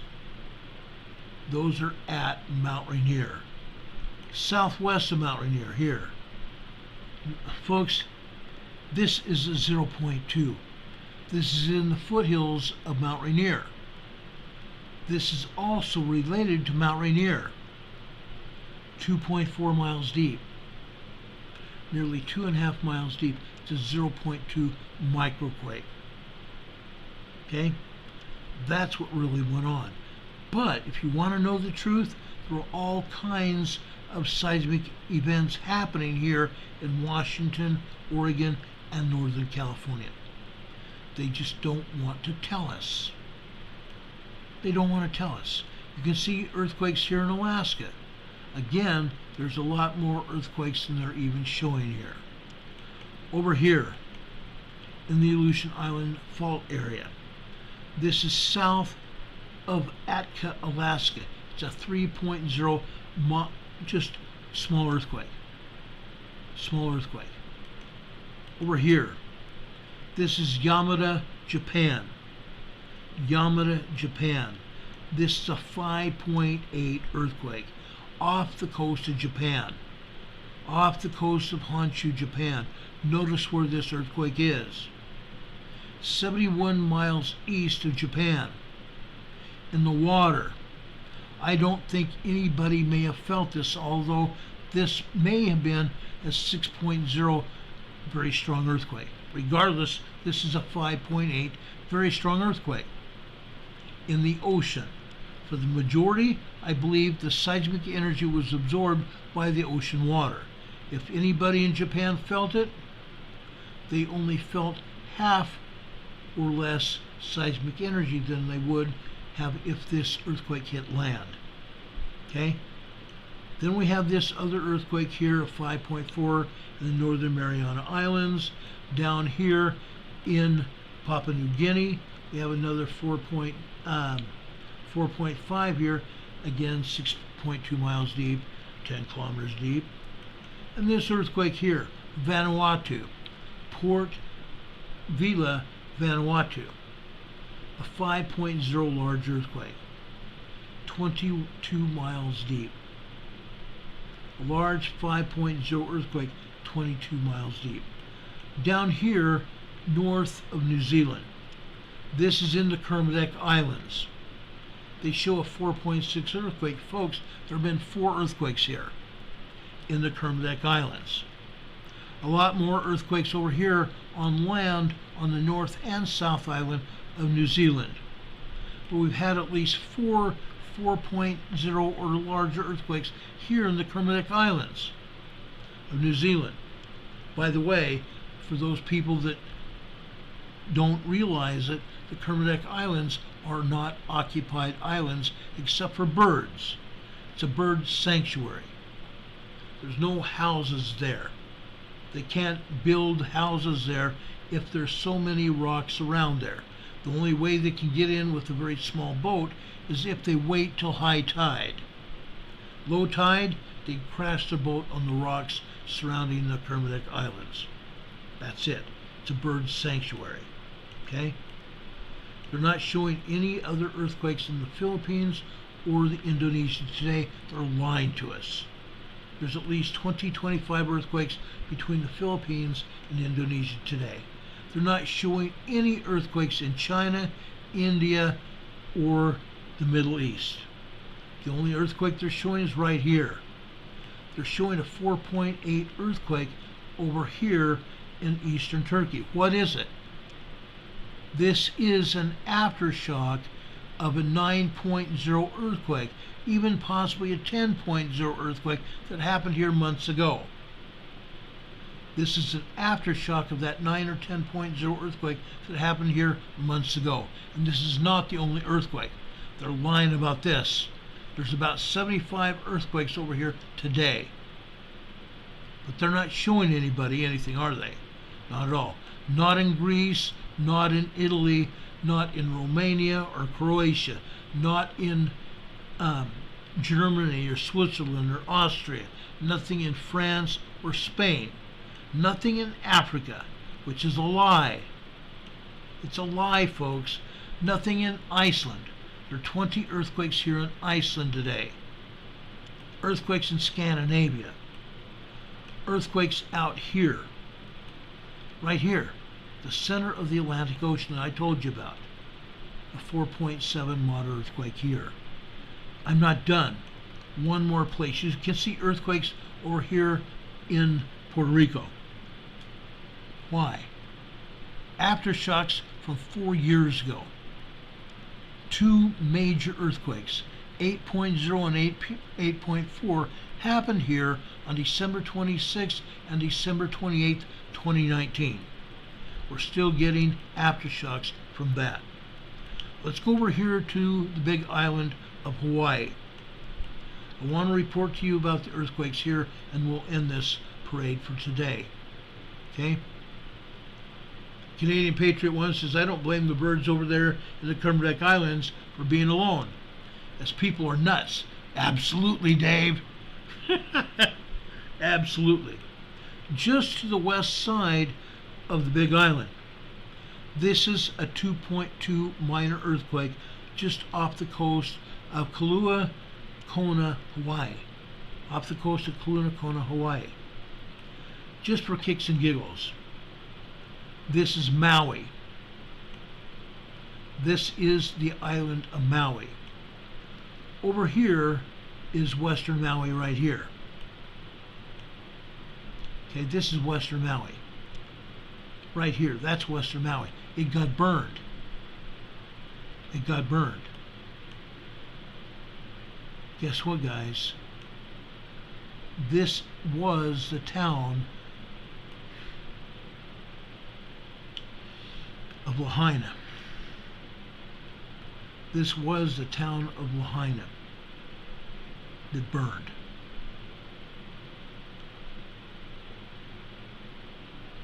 Okay?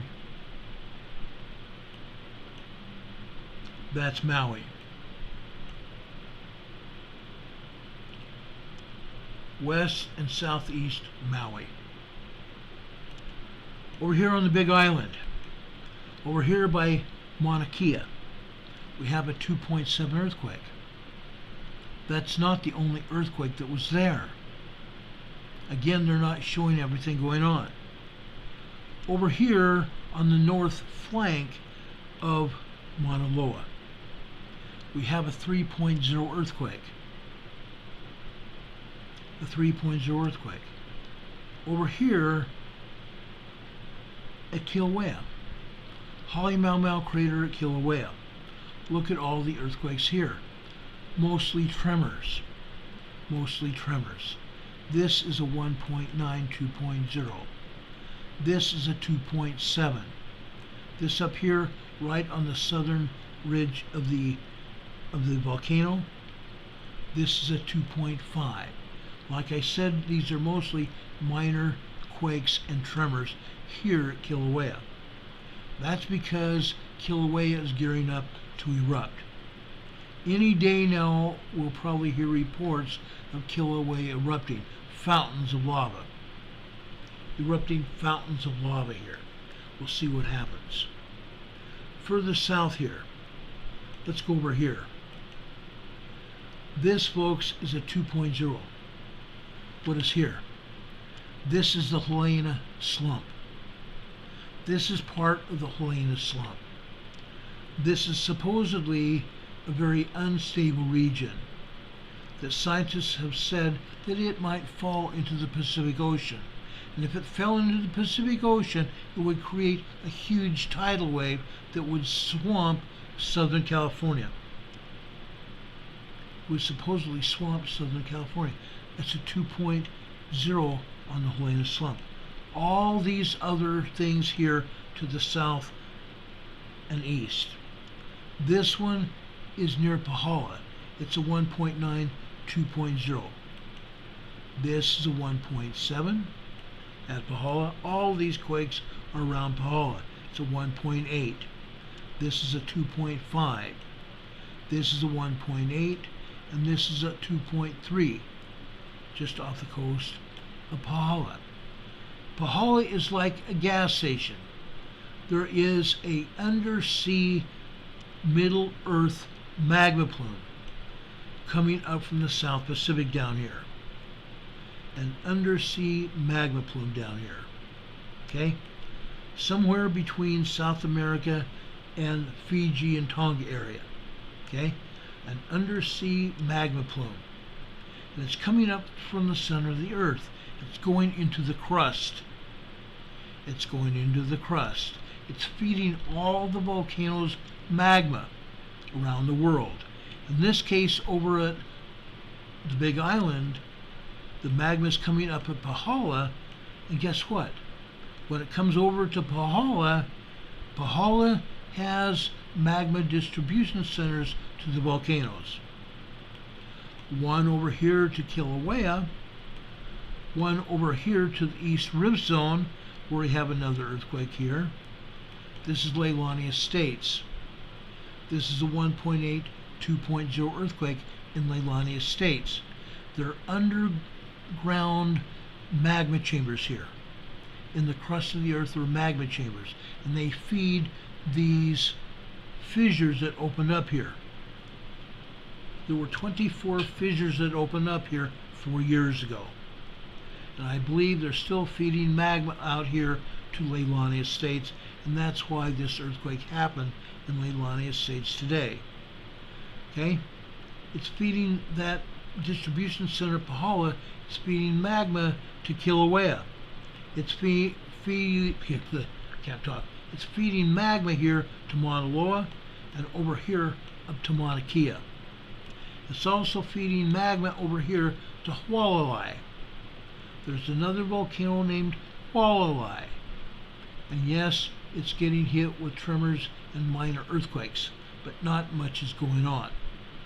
The most earthquakes we have show seismic energy over here at Mauna Kea and also over here at Mauna Loa. Yes, we have plenty of earthquakes and tremors over here at Kilauea as well. It's going to erupt again, but we don't feel like it's going to be a major eruption. I don't think that's it at all. So now I've taken you literally tour around the world. Yes, we're at 2.5 hours here, and I'm sorry about that. Folks, do you guys have any questions about what's going on in Hawaii? I spent an hour telling you what I found that's going on in Hawaii. The people in charge should be resigning their positions. John Palater and Mayor Bisson should be arrested. They should be arrested for withholding evidence and, in fact, possibly even destroying evidence of what they know about what's going on there in the West Maui area and over in Lahaina. What they've done is a cover-up, and they should be going to jail for it. Okay? A lot of people died there. This may have been an area where fires were set purposefully to destroy West Maui and Lahaina and turn them into 15-minute cities. I don't like to believe in fairy tales. I don't like to believe rumors. But now we have proof that something nefarious is going on. There's proof of it. Bodies have floated up on the island of Lanai from Maui. And once they're identified, the truth of this whole matter will come out. Okay? Hurricane Heather says Maryville, Louisiana is under get-out evacuation orders, no water. 13,000 acres since 10 a.m., no water. Folks, if you live in that area, you need to evacuate and try to find yourselves water. Find yourselves water. Okay? Nobody can survive in that heat without some water. Get out and go to some place that has water, either to the east or the west into Arkansas or north into Missouri. Okay? Kay McGee's asking, remember the town in Cali, Paradise? Connect all the dots. Oh yeah, I've already connected those. Absolutely. Absolutely. Folks, as I have said before, we need to take a stand. We can no longer just allow things to happen. We can no longer allow things to happen. Today, some cities around this country have announced mandatory face coverings. Mandatory face coverings.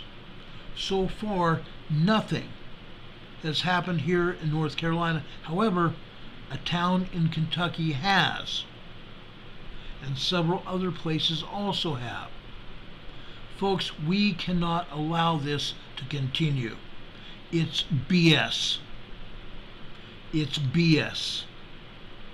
The CV thing that they have coming, allegedly, is united together with another variant, an Omicron variant. Well, guess what? We saw what happened last time when they had that variant. Nothing. It was not a big deal. It wasn't a big deal. Bluegrass is asking which town in Kentucky. I will get that for you tomorrow. I forgot to write it down. It came out in the news media, believe it or not. Of course, the news media, they want everybody to believe that we're all going to get locked down. And they're going to get these politicians to announce a lockdown and absolutely face coverings. BS. I will not comply. Read my lips. I will not comply. You can take that to the bank. I want to thank everybody that's been here in the chat on our program tonight. I want to thank my friend Terry Rempel for being here. We appreciate Terry Rempel. He's a good guy. He's a good guy. If you guys don't have any other questions, I'm going to leave you here tonight, and I'm going to still be pulling information tonight into tomorrow. And considering what I know already, I may be up all night looking at evidence of what's gone on. And yes, I am an investigator. What I turn over, it's going right back to people that can do something about it. Okay? And I'm hoping that other amateur videographer does something about it too. Okay? Yeah, Terry Rempel says that new variant's coming supposed to include hemorrhagic fever. I call BS. They're trying to release stuff on us, but this is man-made. They want people to get sick. They want people to be locked down. They're threatening us. They're putting out BS to get us to comply. We have to stand up and take a stand. That's it. That's exactly it. We have to stand up and take a stand. We cannot any longer allow these people to tell us what to do. We have the truth. We have the truth.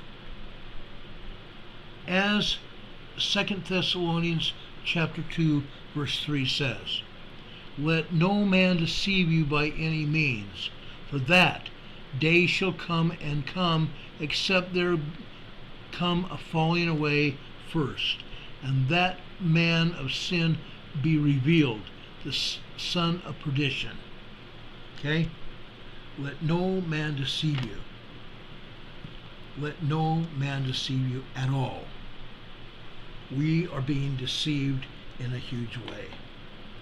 Everybody, I love you very much. I've told you that many times before, and I'm not going to stop. Rob, do you want to come on the channel via audio phone and talk to us about what happened to President Trump today? I'll put you on the air.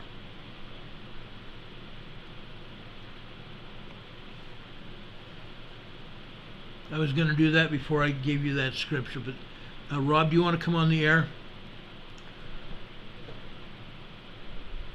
I've been following all this other stuff all afternoon and all day. Terry Rumpel says, thanks, Ron. Thank you very much, Terry. I appreciate you. God bless you. And Helen Dorsey says nothing blue burned in this fire. Yeah, that's the other issue too. Okay?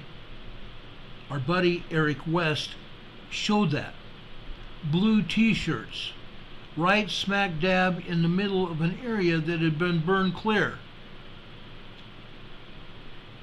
Nothing touched. Blue trash cans, blue cars at Maui. Really? Unreal.